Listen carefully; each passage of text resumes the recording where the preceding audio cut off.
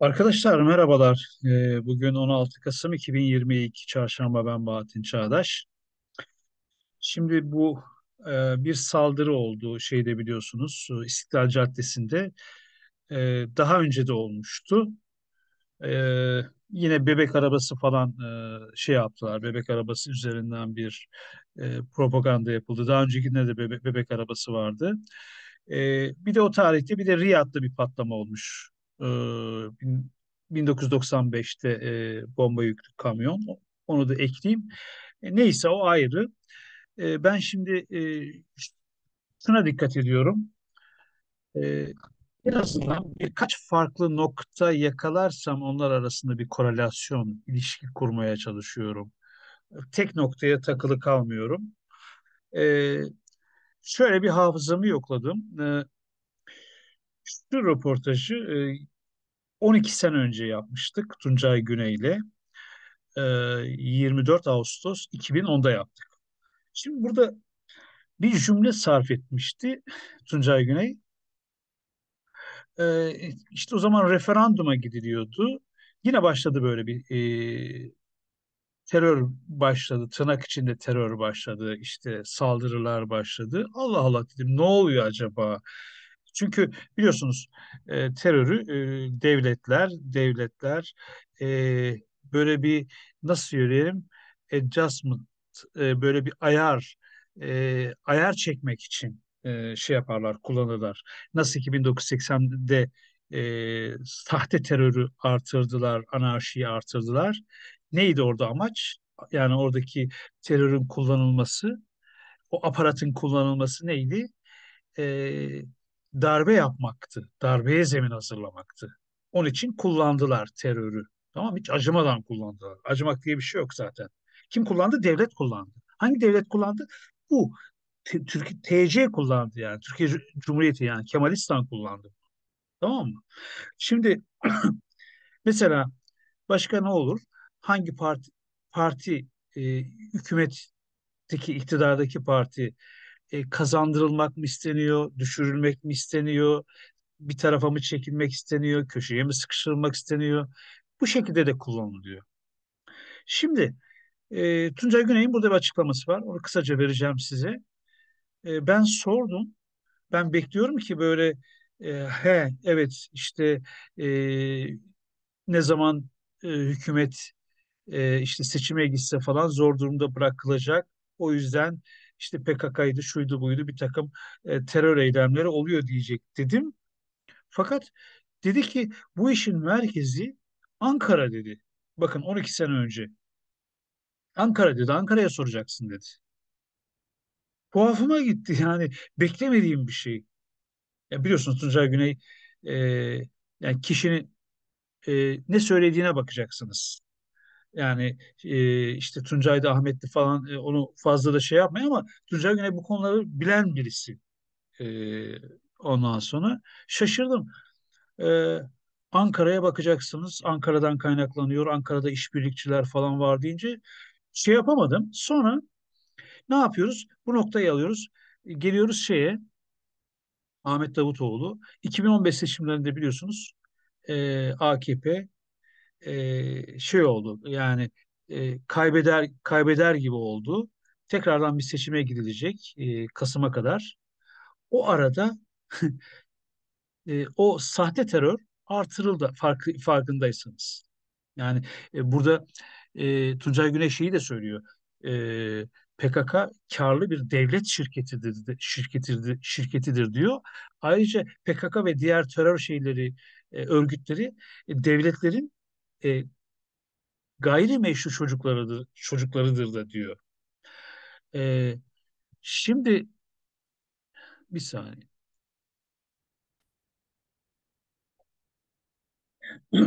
Yani şimdi baktık, Ahmet Davutoğlu şeydi o zaman, 2015 AKP'nin başındaydı, genel başkandı. Terör olayları olmaya başladı.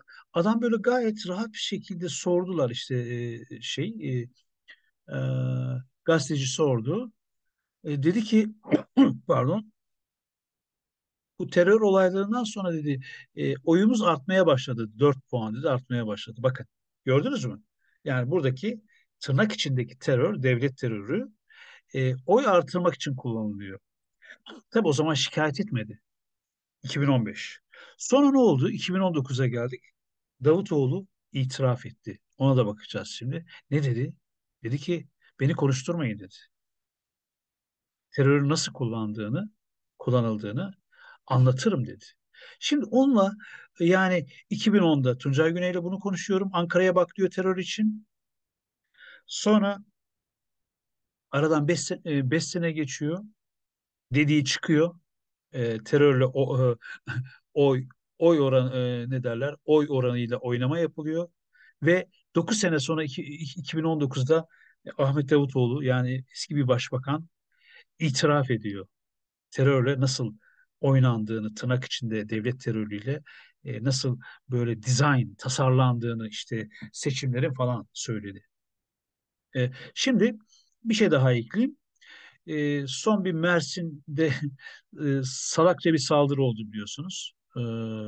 Yok efendim şeyle geldi e, ne derler planörle geldi işte şu küçük bir uçakla geldi gitti falan dediler. Sonra bu e, İstiklal Caddesi'nde bir kızcağızı yakaladılar. Garibim ya.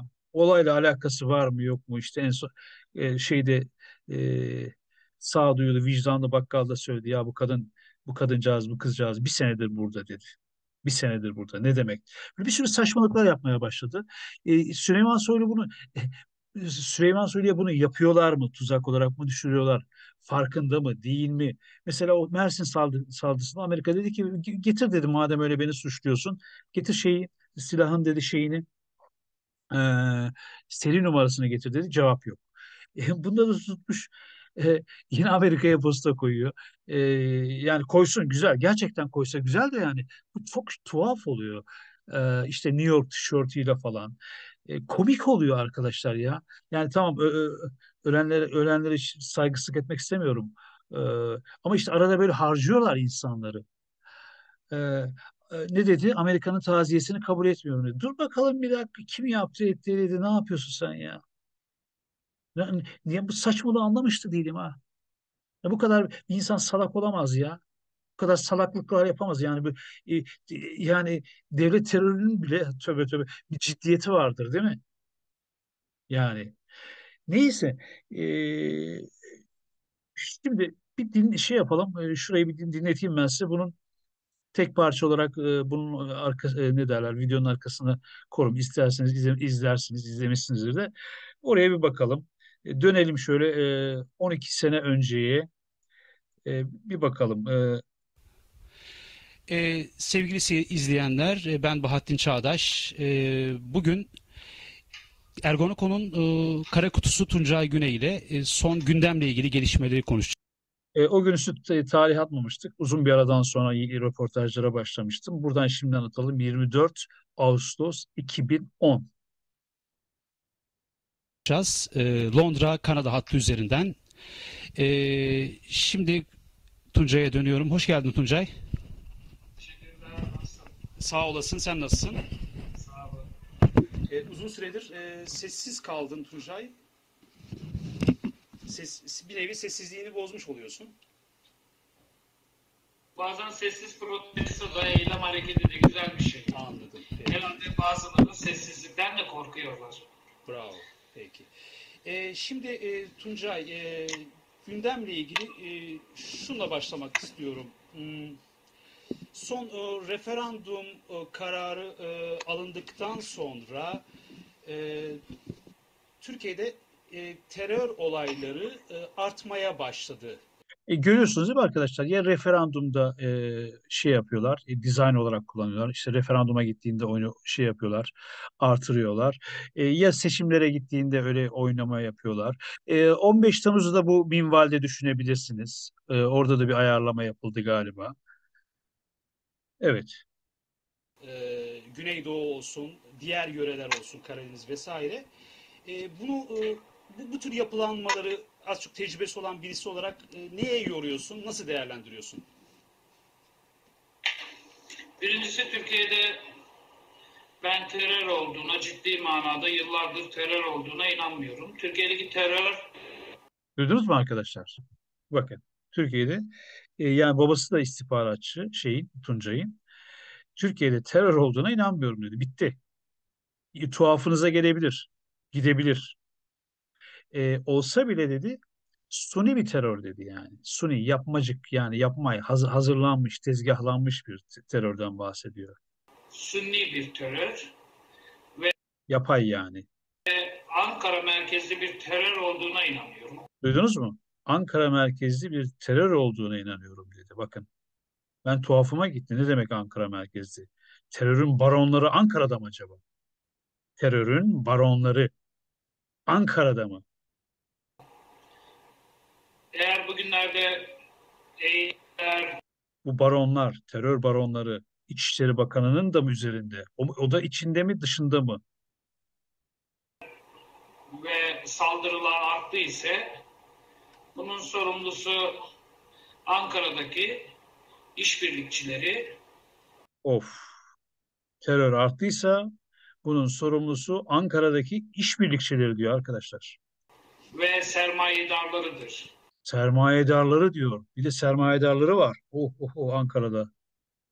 Evet. Fakat ben Türkiye'deki terörün ciddi manada Türkiye'yi sarsacak bir terör olduğuna inanmıyorum. Evet.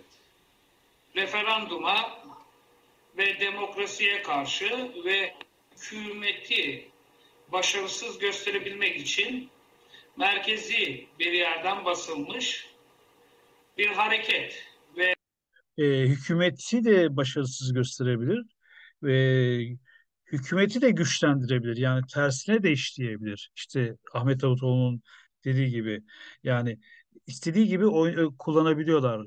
Oy oranlarını dedi ya artmaya başladı terörden sonra. Tersi de olabiliyor. Yani duruma göre. izin verilmiş.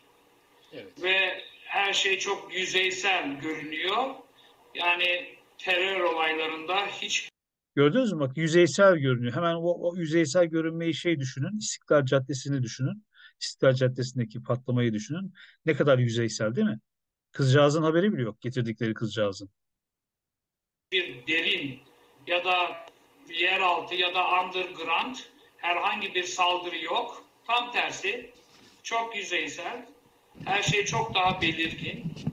Buyurun yani 12 sene önce yüzeysel yani hep mi yüzeysel yapıyordunuz bu işleri ya? Neden ve niçin saldırdıkları çok ortada. Neden ve niçin saldırdıkları çok ortada. Hedeflerini çok kolay vurabiliyorlar. Hedeflerini çok rahat, kolay vurabiliyorlar. Hedeflerine nasıl ulaşabiliyorlar? Daha önceden bu bilgilere nasıl ulaşıyorlar? Buyurun. Nasıl bulaşıyorlar? Nasıl hizasından, göğüs hizasından fotoğraf çekilebiliyor? Nasıl rahat yakalayabiliyorlar? Bunlar sorgulanmalı ve irdelenmelidir. Evet. Fakat PKK bir terör örgütü değildir. Ee, Ahmet duydun mu? Bak PKK terör örgütü değildir diyor. Ahmet Stefan. Şimdi seninle daha önceki konuşmalarımızda aldığım notlarda bir tanımın vardı. PKK devlet şirketidir diye. Ve karlı bir şirket PKK karlı bir devlet şirketidir demişti. demiştin. Ee, Şimdi mesela PKK terörünün sürmesiyle ilgili normalde bakıyorlar. İşte nasıl 30 yıl sürer? Bir şirketin CEO'su olsa bu başarısızlık gibi gelir derler. Bizim penceremizden. Ama diğer taraftan bir başarı senin söylediğinle değil mi? Yani PKK terörünün 40 sene sürmesi bir başarı. İstedikleri o zaten. Yani Masonik Kemalist sistemin gitmesini istiyorlar yani. Sürmesini istiyorlar. Ne kadar sürdürürse o kadar başarılı. Diğer taraftan vatandaş zannediyor. İşte şehit geldi, şuraya şehit geldi. Onların umurunda değil. Onların önemli olan sistemi sürdürebilmeleri. Onun için önemli bir aparat PKK. Ben PKK'yı bir terör örgütü olarak, bir holding olarak görüyorum. Bir PKK'yı bir şirket olarak görüyorum diyor. Bir holding olarak görüyorum diyor. şirket olarak görüyorum. Siz de bilmiyorum ne düşünüyorsunuz, yazarsanız siz de holding olarak görüyor musunuz? Bir şirket olarak görüyor musunuz? Kürt halkına indirgendiğinde de kendilerini ulusal kurtuluş mücadelesi yapan bir örgüt olarak tanımlıyorlar. Bugün Avrupa'da da ve birçok ülkede PKK liste üzerinde terör örgütüdür. Kağıt üzerinde. Ama bunlar sadece kağıt üzerinde bir terör örgütüdür. Fakat hareketlerinde, ülkelerdeki seyahatlerinde, örgütlemelerinde, finanslarında, Atlayarak gidelim biraz. Evet, pardon şöyle. Ankara'da birçok şirket, Ankara üzerinden, Türkiye üzerinden ve birçok iş adamı ve birçok sermayedar bugün yatırım yapıyor. Hem Kürdistan'a karşıyız diyorsunuz, hem Kürdistan'a yatırım yapan şirketlere bakınız. Evet. Düne kadar Talabani ve Şeyden bahsediyor. Kuzey Irak'taki şirketlerden bahsediyor. Hem karşısında diyor orada oraya yatırım yapan şirketler var, Türk şirketleri. Barzani için eşkıya, terörist başı diyenler bugün kendileriyle iş yapıyorlar. Demek ki artık birisi Kürt lider oldu. Abdullah Öcalan'ın kadersizliği, başarısızlığı sadece rotasını değiştirmemekti. Rotasını değiştirmiş Bu röportajı yaptıktan sonra arabamı soydular. O tarihte arabamı soydular. İçini darmadağın etmişler. Bir şeyler aramışlar. Mutlaka şeydi, İngiliz istihbaratıydı. Ayrıca eve girilmeye çalışıldı. Levyeyle mevyeyle falan. Onu da belirteyim. olsaydı bugün Barzani gibi bir misyonda görevlendirilecekti. Fakat uluslararası şirketler kendisinden rotasını değiştirmek istediğinde o rotasında Neyse arkadaşlar, bu böyle devam ediyor. Biz şimdi şeye geçelim. Bir saniye, Ahmet Davutoğlu'nun şeylerini, onunla korelasyonu, o ilişkiyi e, kısaca bir anlatayım. Yani göstereyim şeyden, gazetelerden bir saniye. E, evet arkadaşlar, videomuz yakın çekim şuydu. Şöyle şu başlıkta. Bunu ardına koruz herhalde, bakarsınız. Şimdi e, bununla Tuncay'ın söylediğiyle bakın, e, Davutoğlu'nun önce bir açıklama yapmış. Davutoğlu, o zaman başbakan, işte tekrar seçime gidecek. Ee, Yani hükümetten düşürmüş, yeterli oy alınamamış. Davutoğlu'nun saldırısı sonrasında oylarımız artıyor sözü. Anladınız mı? Bakın. Yani, saldırılar sonucu oylar artıyor. Yani sözü Türkiye Büyük Millet Meclisi'nde tartışılacak herhalde, izin verildiyse. Ee, Canlı bulunanın tutuklanmamasının sebebi oy artışı mıdır? Baba baba baba. Ee, evet. Bir bu arkadaşlar. Bir de sonra aradan 4 sene geçtikten sonra, artık başbakanlıktan falan çıktıktan sonra da e, eski başbakan Ahmet Davutoğlu, terörle mücadele defterleri açılırsa sözüyle neyi kastetti? Anladınız mı? Bakın şimdi. 12 sene önce Tuncay Güney'in söylediği çıkıyor ortaya. Demek ki terörle mücadele defterleri açılırsa, he, demek ki Ankara. Bu iş Ankara'da bitiyor. Evet arkadaşlar, bunu kaydettik. Başka? Arkadaşlar, bu kızın, benim kanaatim, bu kızın, ben üzüldüm bu kıza. Bu kızın saldırıyla falan ilgisi yok. Beden dili de gösteriyor, bakın yani. Kızı kurban olarak kullandılar gibi geliyor bana. Ve gösterdikleri kızların hiçbirisiyle ilgisi yok. Yani şunla bu kızın hiç alakası yok. Bu beyaz tenli, bu esmer, olayla alakası olmayan bir tip. Herhalde özür dileseler bile ne olacak bilmiyorum, ama yani yazık, yani şu kıza bak ya. O o vicdanlı bakkal veya vicdanlı esnafın dediği gibi, bu kızı biz bir senedir tanıyoruz. Burada atölyede çalışıyor dedi ya. Dur, o vicdanlı şeyi de göstereyim ben size. Esnafı. Bravo yani. Arkadaşlar esnaf bu. Ne olur ne olmaz. Adamı tehdit ederler. Videoları kaldırırlar maldırırlar. Biz de kayda geçelim. 4,5'tan sonra Bak bir yıldan beri bu ikamette oturuyor. bak o yakalanan kız bir senedir bu şeyde oturuyormuş. Bir senedir ikametgahta. Evet. Suriyelilerin şeysi vardı. Bir paket şey, iş yeri vardı. Orada Evet. Suriyelilerin iş yerinde çalışıyormuş. çalışıyordu kendisi. Benden Ne kadar temiz bir adam görüyor musun? İşte vicdanlı adam bu ya. İşte Müslüman bu abi ya. Yani bravo adama ya bak. Maşallah. Tertemiz. Hiç. Yani eyvallahı yok. Vicdanının sesini dinliyor. Yok İçişleri Bakanı bir tehdit eder. Bilmem MİT tehdit eder. Bravo adama. 2-3 defa alışverişte bulundu. 2 gün önce mahallemizin kasabında şey yaptı. Alışveriş yapmış. Ya yazık be. Vallahi yazık. İnsanları harcıyorlar böyle. Yani siz buradan sima olarak tanıyorsunuz. Sima olarak tanıyorum. Ne kadar kaldı polisler burada?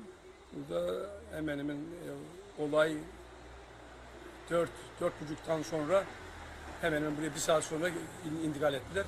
Olaydan bir saat sonra intikal etmişler hemen. Polis olay olmuş hemen buraya gelmiş. Hazır yani. Yer hazır. Ve şu an yarım saat önce buradan şey yaptılar. Ayrıldılar. Ayrıldılar. Bir yılda Yazık ya. Kıza yazık. Vallahi yazık. Herkes yani düşünün artık. Yani yakınıza öyle bir muamele yapılsa kız burada ekmek derdinde. Neyse. Arkadaşlar şeyde 2016'da bir saniye evet İstiklal Caddesi'nde yine bir canlı bomba saldırısı olmuştu hatırlarsınız. Orada da bir şeydi çocuk arabası Puşçehir çocuk arabası şey yapılmaya çalışıldı. Onun üzerinden bir dramatize edilmeye çalıştı. Şimdi de aynı. Yani sanki amaç orada şey yapmak ne derler e, mevcut olayı daha da abartmak ve dramatize etmek. O benzer noktası var. E, Yine 2003'te 15 Kasım'da 15 Kasım'da Beyoğlu'nda Nevo Şalan ve Şiş'teki Bet İsrail sinagoglarına eş zamanlı bomba yüklü kamyonetlerle saldırıldı. İşte orada tam o Beyoğlu'nda bizim gazeteci arkadaşımız e, Hüzün Yücel oradaydı. Üstüm başım kan içerisinde kaldı demişti. Onunla röportaj yapmıştık. E, Bugün de işte haberi duyunca üzüldü. Şöyle.